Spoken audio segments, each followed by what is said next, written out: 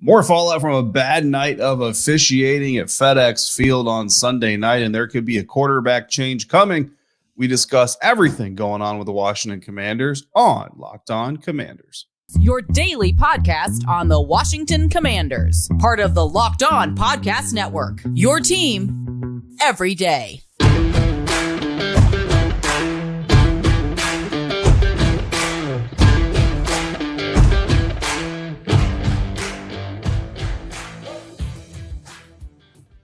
What's up, everybody? Welcome into the Locked On Commanders podcast, part of the Locked On Podcast Network, your team every day. We are your daily podcast covering the Washington Commanders, and we are doing it for free, available on all platforms, including YouTube and the WUSA 9 Plus app like Roku or Amazon Fire Stick. A big shout out to our Tegna partners over at WUSA 9, especially Darren Haynes and Charlotte McBride, always doing a great job on the Commanders beat for you guys. And we thank you for making us your first listener review of the day. I'm David Harris, and my co-host is Chris the Rooster Russell. We both happen to also be on the Commanders beat, credential media members covering your Commanders.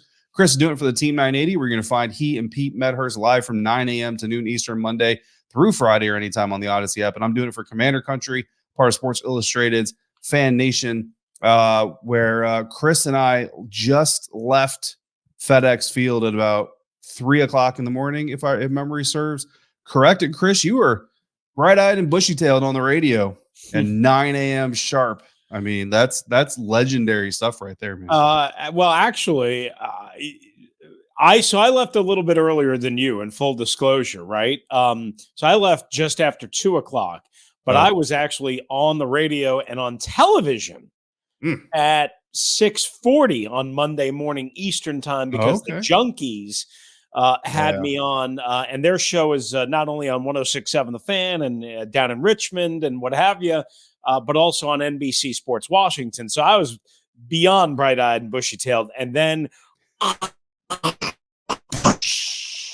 basically like Taylor Heinicke's performance at times. Anyway. All right, I couldn't resist the cheap shot. I'm sorry. I apologize. Today's episode of Locked On Commanders, David, is brought to you by Ultimate Football GM. To download the game, wow, just visit ultimate-gm.com to look it up on the app stores. Our listeners get a 100% free boost to their franchise when using the promo code Locked On, but make sure you use it in all capitals, all cap letters, in the game store. That's Locked On in all caps. We thank you again for making us your first listen and view of the day. And as David mentioned at the very top, the fallout from Sunday night's loss to the New York Giants, David, looks like this. Ron Rivera met with the media on Monday afternoon. I think you were in on that call. I missed it. So, going through the transcript, I had heard some of what Ron had to say. And at the very top, and we'll start here, the theme of his message was missed opportunities, right? And he's, oh, by the way, not wrong. It seems like we talk about this all the time. He said, quote, as I said from the very beginning, what happened was we missed some opportunities. We had several opportunities on both sides of the ball to do some things. That's a generic quote, but he also then went further. He said, if you execute, you play discipline in a couple of situations in the red zone and do what you're supposed to. We put the ball in the end zone instead of having to kick field goals or, unfortunately, turning it over. So, David, when I hear this, and I know Ron also said, right now he's not exactly thinking about a quarterback change, but he has given it some thought and all this stuff. When I hear this, I think of a coach that's ready to make a quarterback change. That's just what I think. I mean, he can't come out bluntly and say it until he does it. Right. I don't know if it's going to happen before Saturday's game against San Francisco, but that's what I hear, and I'm not going to apologize for what I hear and how I interpret it. Yeah, well, I mean, look, you're not the only one hearing it that way. So, Ron Rivera said a couple weeks back, I think it was actually right after the Giants game, the part of the identity of this team is they're just a team that has a very small margin of error. They cannot afford to make mistakes the way some other teams can out there in the National Football League. The Cincinnati Bengals can go down and can go out there and go down 17-3 in the first half and come back and have 5 takeaways in the second half and come away with a win over a supposed Super Bowl contender, although that's a whole other story for a whole other show if you want to hear about Locked On Bucks and the collapse happening out in Tampa, Florida. By all means, it's not pretty. But look, so coming into this week's how do you game, deal with all this wreckage, by the way? It is, well, first of all, I have an awesome co-host over there, James Jarko, who you're very familiar look at with. You sucking up. I like that. Well, I'm not sucking up because while I'm at FedEx on game days, he's covering the Buccaneers game live, and I don't even watch it till I get home on Monday. So anyway, James is awesome. James is awesome. So I did. So I have my notebook every game day, and I track the core. I track Washington's quarterback, no matter who it is, by drive, by pass, all that stuff. I don't chart, but I track third down offense, third down defense, explosive plays, and I've got a little notes section to kind of make some observations. Like, for example, Washington's defense didn't allow the New York Giants into their own end of the field until their fourth possession of the game. Just little nuggets like that. Sometimes I bring up, sometimes I don't, but I like to have them. Well, this week, Chris, not only did I move it digitally, by the way, which you didn't see because you were sitting next to me this week, but next time you sit next to me, you'll see it's actually digital now. It's very high speed. But I also included what I call the margin of error watch. And so basically what I was doing is I was kind of making notes of some missteps and then tracking what those led to. So here's kind of a few things that I wrote down. There's a holding penalty on 2nd and 8 that wiped out an 11-yard run by Antonio Gibson. So 2nd and 8, Antonio Gibson gets an 11-yard run. It's an explosive play. By the way, the Washington Commanders came away with 10 explosive plays on Sunday night. The New York Giants came away with 4. So they had 6 more explosive plays than the New York Giants. Still lost that game. On 4 of the 5 drives that the Commanders had explosive plays, they put points up on the board. So that tells you how important those explosive plays can be, right? So Antonio Gibson gets an explosive run, but it gets wiped out by the hold. The very next play, after you're trying to make up for a holding penalty that wiped out an explosive run, a fumble. It's a sack fumble, and it's a touchdown for the New York Giants. So that hold doesn't happen. Then that next play doesn't happen the way that it happens. Taylor Heinicke hopefully doesn't hold the ball. And that touchdown potentially never happens. That's the margin of error. You're literally talking about the very next play. That is the margin of error this Washington Commanders team is dealing with. Let's look at the defense. The defense isn't completely innocent in this either. John Bostic misses a tackle on 2nd and 6. Would have brought up 3rd and long. We talked about this a little bit yesterday. Instead of 2nd or 3rd and 7, 3rd and 6, maybe 3rd and 8, they get a first down, and they eventually get a touchdown on that 18-play drive. Could have turned an 18-play drive into a 6-play drive and a punt. Later on, Taylor Heinicke scrambles to keep a 3rd down play alive, which is part of what everybody loves about Taylor Heinicke, but he fumbles in the process. New York Giants get the ball at the 9-yard line. Missed chance for 3 points. Probably would have gone for the field goal. In fact, they were running out the field goal team before the play got reviewed. And look at the way the game ended. You don't need a touchdown at the end of that game. You're not worried about all this other stuff if that play doesn't happen. That, like, those 3 plays, you can point to those 3 plays and say that is where the Washington Commanders lost this game. That is who this team is. You cannot afford even those 3 plays. And granted, the touchdown is obviously a catastrophic play, so that's a little bit less of a margin of error, but simply a holding penalty on an 11-yard run completely derailed that offensive possession and eventually led to the end of the game. And I say all that to say this. When we talked about Taylor Heinicke starting even after Carson Wentz is healthy, I went on record here and I said, I think Taylor Heinicke deserves a bad game to hold on to the starting job and come back the next week and show that, you know what, I can rebound from this. I am better than that, and I can show you I'm better than that. I stand by that. This was a very bad game. San Francisco is his chance to rebound, and that is a tough defense. So I'm not even certain that Taylor needs to go out and put 27 points on the San Francisco 49ers defense, but if you can come out of there with no turnovers, maybe 1 turnover, you know what I'm saying, and do some good things, then maybe you survive long enough to see the next week. But if he comes out and has another game like he had against the New York Giants, then I'm with you. I think that the coaching staff will want to make a change. But Chris, I do have this opinion also that I want to get your thoughts on at the end of the break, because I know I've kind of eaten up this entire segment here. I feel like unless the team captains are on board with the quarterback change, going back to Carson Wentz could be a very dangerous thing for Ron Rivera and his staff to do. So mull that over just a minute while we deliver some messages from some friends of ours. But I want to get your thoughts on what I just said in the next segment. Yeah, absolutely. Plus, we'll hear what some prominent NFL voices had to say about the controversial officiating calls coming up. But David, first, this episode is brought to you by our new partners, Ultimate Football GM. I'm really fired up for, again, this group to join us right here on the Locked On Commanders podcast and as well the Locked On Podcast Network. They're sponsoring today's episode. If you've ever dreamed about being an NFL GM and managing your own football franchise, well, your dream is about to come true. This is absolutely for you guys. You can hire the right coaches, coordinators, trading players, making draft picks. You can bench cards. You can bench Taylor Heinicke if you want. You can navigate your franchise through free agency and the draft, all the ups and downs of the season. It's awesome. It's called Ultimate Football GM, and Locked On Commanders listeners can get a 100% free boost to their franchise when using the promo code Locked On in all caps in the game store. That's Locked On in all caps. So make sure you check it out today. To download the game, just visit ultimate-gm.com or look it up in the app stores. That's ultimate-gm.com. Ultimate Football GM. Start your dynasty today.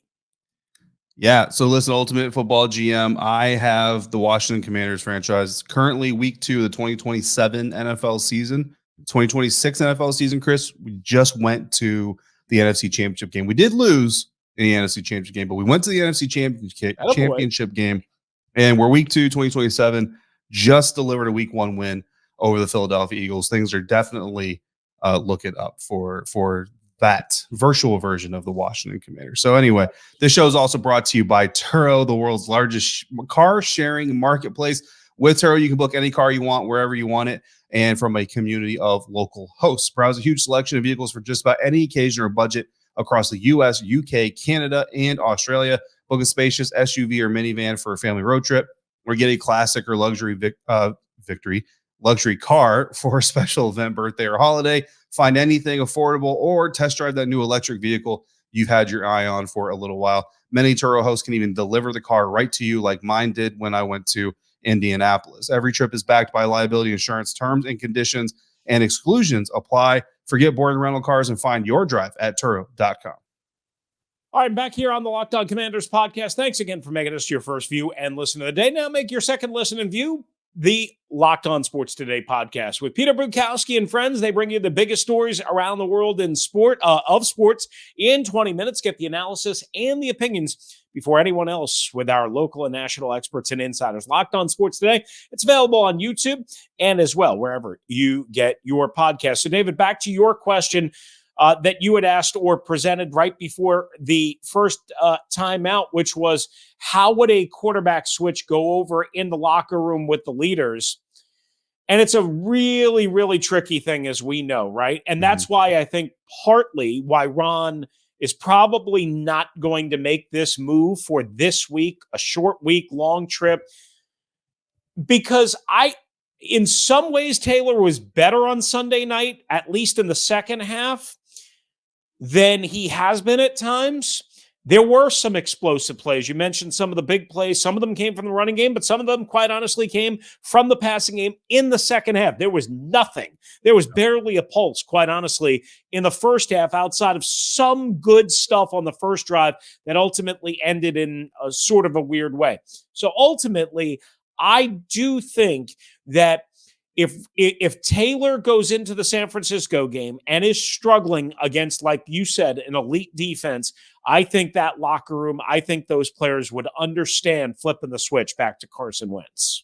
Yeah, I mean, look, I think at the end of the day, and it's really no shade to Carson. Like, this team loves Taylor Heinicke. They love who he is, what he represents. You know what I mean? And that, again, that's not in spite of Carson Wentz. They just love Taylor that much. But I do wonder, I mean, you know, there comes a point in time where you have to understand who you like the most and who is better for business. You know what I mean? And you know, I'm not saying that point is now. I like I said, I stand by my previous statement where I think Taylor deserves a bad game and deserves the opportunity to come back from that bad game and show that it was just a bad game.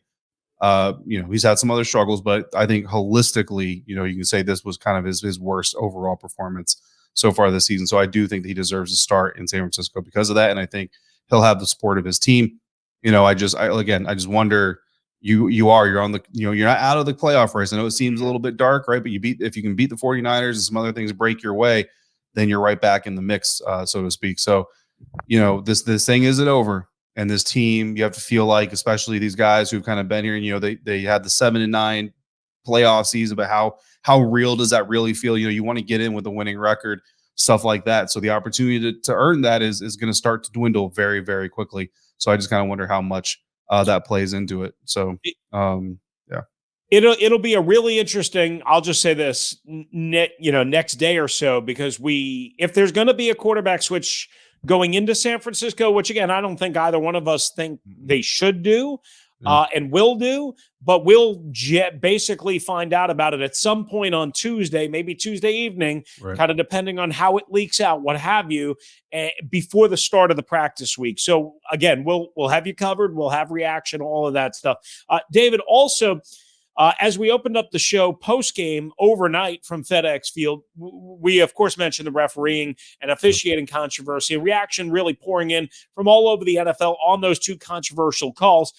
Let's start with the Terry McLaurin penalty. This one was one that I didn't have as big of an issue with as others did, but clearly others did. And Dean Blandino is the former head of NFL officiating. Of course, he's a rules analyst for both Fox and as well the 33rd team. And basically, in a nutshell, what Dean Blandino said was, quote, "I don't care if it's in the first quarter or the fourth quarter. It's too technical. It's not a foul for what McLaurin did." Now, again, that is the former NFL head of officiating and current rules analyst for both Fox and league partner and the 33rd team under Mike Tannenbaum. They do a tremendous job.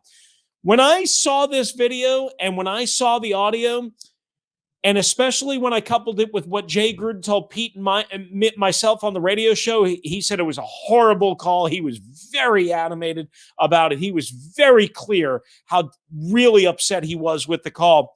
I started thinking, oh my gosh, am I missing something? I mean, I didn't like the call because it cost the Commanders a chance.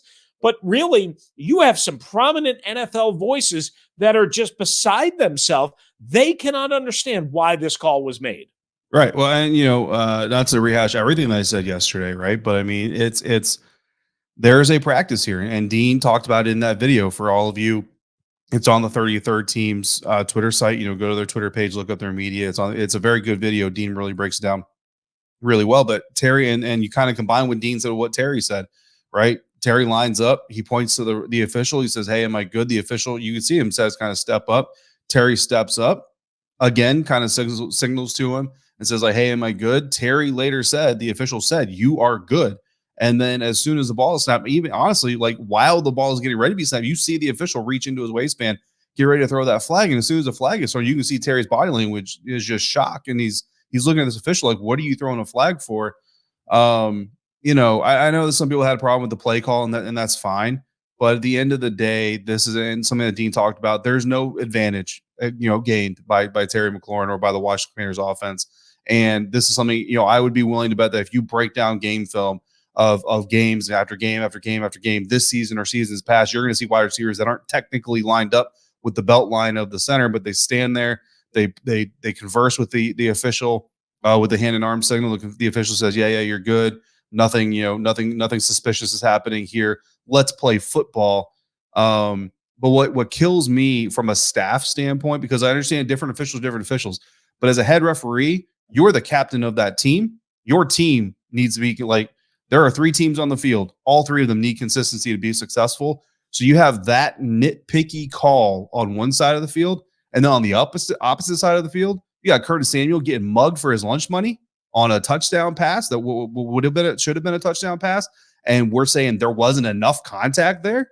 Like, so we're getting uber nitpicky on one side, we're getting uber not even really caring what's going on the other side.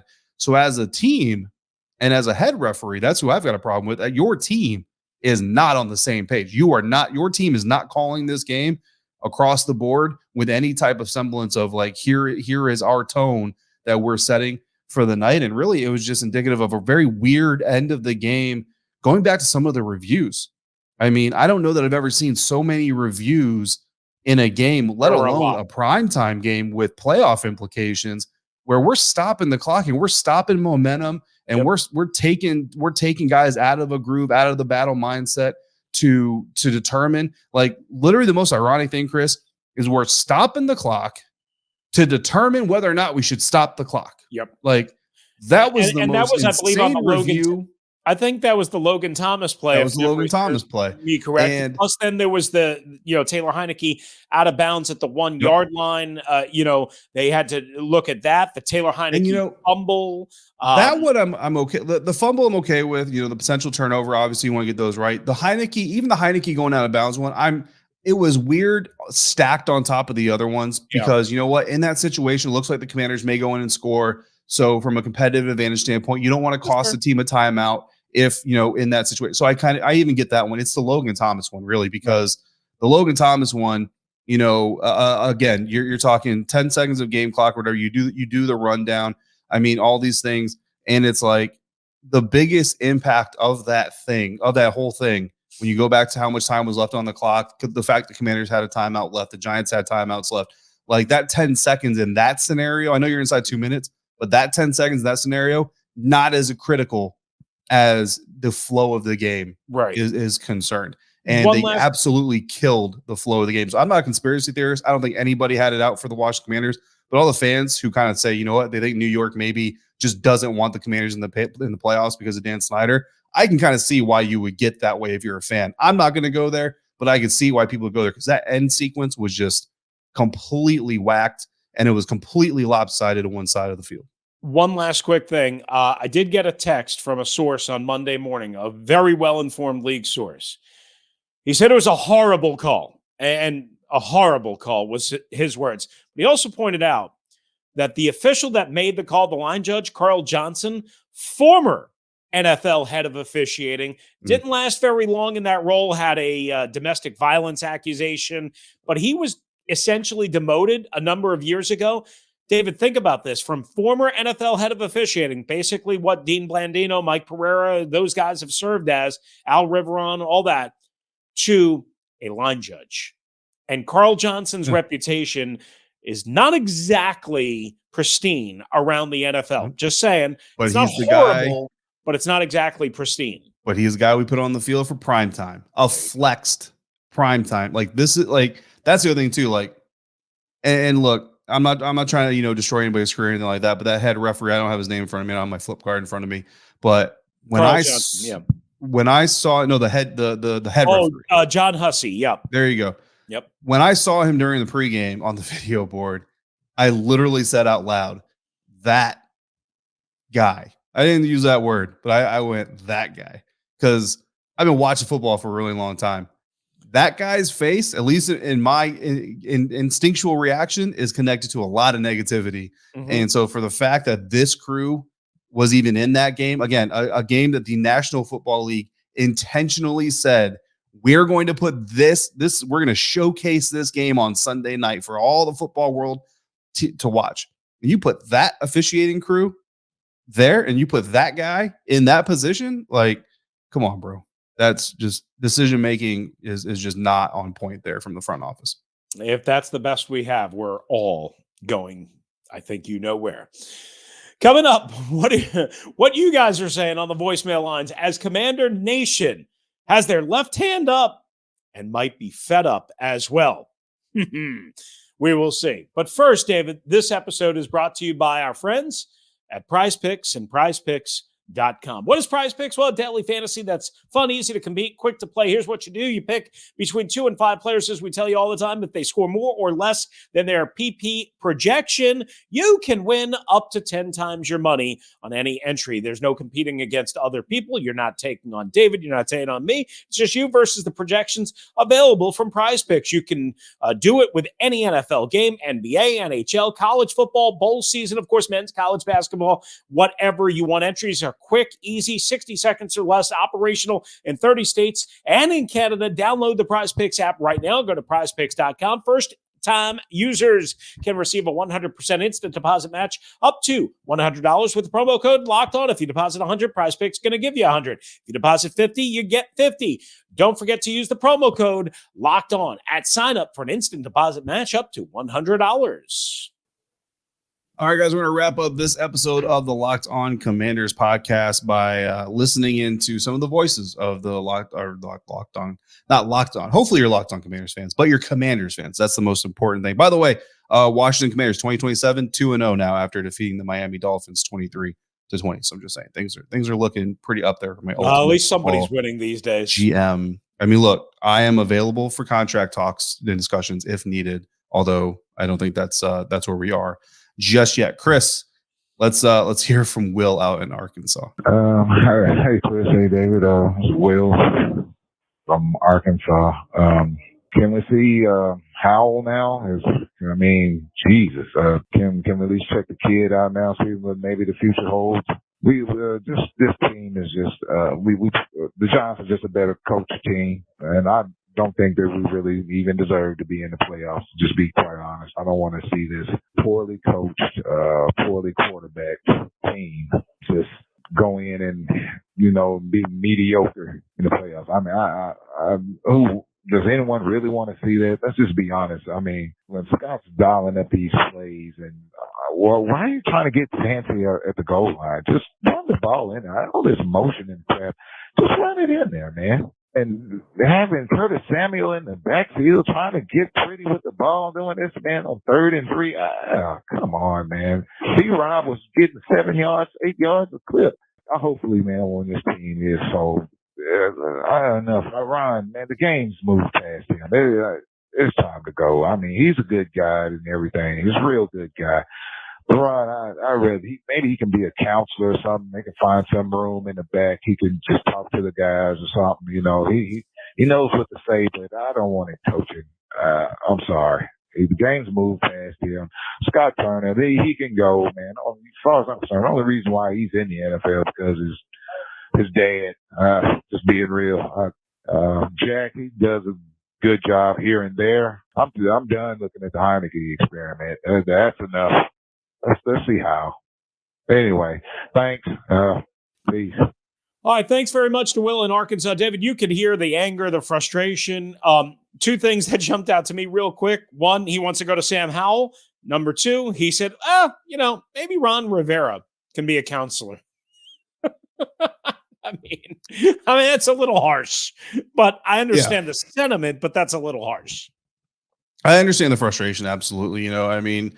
Look, there's good things to point to with this coaching staff. There's bad things to point to with this coaching staff. I think, the key thing to remember is, Ron Rivera ain't going nowhere until Dan Snyder does, or until Dan Snyder's troubles go away. One of two things that happen: Dan Snyder's going to leave, or Dan Snyder's problems are going to leave, as in they're going to get resolved, and whatever's going to happen is going to happen, and he's going to be allowed to move forward from it. And I'm not even saying I advocate for Ron Rivera, to get fired. I'm just saying for everybody who does advocate for Ron Rivera to get fired, I mean, I don't see anything happening on that type of a front, warranted or not, until Dan Snyder's issues are gone or he is gone. I just don't see that happening. As far as Sam Howell is concerned, look, I am just a big advocate of rookies sitting for their first year. I mean, honestly, even a first overall pick, unless you just truly, truly believe they are like the next Andrew Luck or I suppose Joe Burrow of the NFL. But I mean, usually you're picking first for a reason. A lot of times that has to do with trench problems. Trench problems plus rookie quarterback don't tend to go well either physically or effectively operationally speaking. So that's a problem for me, but that's just kind of just my football theology. So I guess that's just the best thing I can say there is I'm really never going to get to the point where I want to say that Sam Howell should play this year, just because I like rookies to get their first year of NFL legs under them without having the pressure of also carrying a team to victory. I totally agree. And he's not going to play unless it's a non-meaningful spot in any way, shape, or form, meaning they are eliminated from the playoffs. Real quickly, Daniel in Ashburn. Why don't we hear from Daniel? And it's not Dan Snyder in Ashburn. No. It's Daniel in Ashburn. Hey, Chris and David. I appreciate you guys for making the show every day, every week for us to listen to. It's really great. I am coming from the Ashburn area, so I took the Ashburn Metro all the way up to the game that night, and it was really cold, and I was really upset about how that game turned out. Obviously, I wanted to blame the officials the first time around, but after coming home and getting realization, overall, just it wasn't a good team game, and I wanted to focus on Scott Turner. and how it seems like this offense was just really teetering throughout this entire game. There was only really one good drive came out of halftime where we drove and gave the ball to Jahan for the touchdown. It looked like just a simpler game. And I think that throughout the game, there's times where Scott Turner tried to get too cute, like with that one play where that one drive where we're inside and he does the flea flicker pass to a deep ball for Heinicke. Like, that's not his strength. I don't know why we just didn't run the ball more. So why do you think like Scott Turner wasn't really planning on, we didn't run the ball as much as I expected us to run? Like, was it something you think that it was trying to exploit in the Giants defense? I don't know. I just thought we had a better game plan and just a simpler game, like that one drive we had where we were able to move the ball and Heinicke getting outside the pocket. So what are your guys' thoughts on that? I appreciate it. All right. Once again, we appreciate Daniel and Ashburn for weighing in as well. I mean, again, much like Will in Arkansas, you hear the frustration. I don't know if I would say Scott Turner only had one good drive, David, because the passing game did connect on some big down the field plays on a couple of drives in the fourth quarter. Maybe not the best throws in some cases, especially the Jahan Dotson one from Taylor Heinicke. But again, it's the execution inside the red zone, and that is what Daniel and so many fans are frustrated with. But a lot of that, and I think Ron thinks a lot of that is on his quarterback, Taylor Heinicke. Yeah, I mean, it's so hard because you just wish you could put them together, right? I mean, the physical tools that Carson Wentz has in his upper body with the legs of Taylor Heinicke and the IQ and the heart and the passion, like you just wish you could kind of put them all together, but you can't. Right. You know what I mean? You got what you got, and you have who you have. And I mean, look, let's not forget Carson Wentz didn't necessarily look all that great. Last time we saw him in there either. Right. I think Scott deserves some credit. He's done a lot of things this year that we didn't see him do last year. And I truly do believe last year, basically it was, look, we know Taylor's not our guy moving forward. I'm not going to completely revamp my scheme for a guy that we know isn't the future. But this year, I almost kind of get the feeling like, they kind of said, maybe Taylor could be our guy for at least the next year or two. So let's see what we have and let's see what we can build around him. And you've seen some really good things. You've seen some really unfortunate things. I still stand by, the more they get Jahan Dotson involved, the better off they're going to be. And I think this is 2 weeks in a row where we've seen this offense look to have the potential to be more explosive with Jahan Dotson getting involved. Unfortunately, we've also seen more mistakes coming from the offense that have ultimately shot any of that momentum in the foot. And that's unfortunate. But again, we'll see what happens moving forward. All I know is this, Chris, if this team pulls Taylor Heinicke again, that's got to be it. Like I don't think you can bring him back up again. Fool me once, shame on you. Fool me twice, shame on me. Fool me 3 times, you ain't gonna fool me again. I don't think you can. That's a DC joke. Everybody in DC should get that joke and appreciate it. You can't, you pull Taylor, that's got to be it. Like almost to the point where you can't even re-sign him. You know what I mean? And right, that might be too far. That might be a little bit of recency bias, but I mean, I feel like with this situation, if this is the way they go at any point, that's got to be it. Yeah. Just in wrapping up, I think if you go to Wentz, the next quarterback you would see after that probably would be Sam Howell, meaning they are eliminated. Either way, we will continue to discuss, try and figure out. Maybe we'll have a quarterback change. We will see. Stay tuned. But guys, thanks for making the Locked On Commanders podcast your first listen and view of the day. Now make your second view and listen the Locked On Sports Today podcast with Peter Bukowski, who brings you the biggest stories from the sports world in 20 minutes. Get the analysis and opinions before anyone else with our local insiders. Locked On Sports Today podcast. It's available on YouTube and wherever you get your podcasts. I'll be back with a solo episode. Then David will return with Crossover Thursday as we get you for the 49ers and the Commanders coming up on Christmas Eve afternoon into the evening.